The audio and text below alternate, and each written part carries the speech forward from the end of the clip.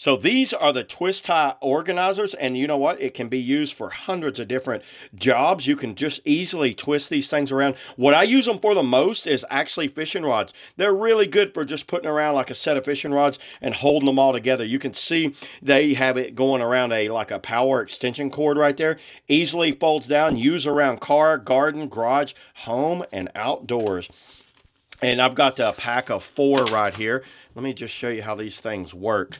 So if you've got like a cord or something, it just goes around. I think it's a type of aluminum that's wrapped in this kind of like padding right here, and they've got some like little small tips on it. Very good quality. I don't see any issues with these things at all. So I actually have several packs of these things, and I just want to do a quick review for y'all and show you how cool these things are. You can bend them in pretty much any type of orientation like that. Then they just go around, and then you just twist them up just like that, and they'll hold pretty much a wide variety of things. While it's twisted up, it actually holds way better than I thought. So yeah, there it is, everybody. That's all I got on the Anger, I guess what that is, twist tie organizers. See y'all in the next video.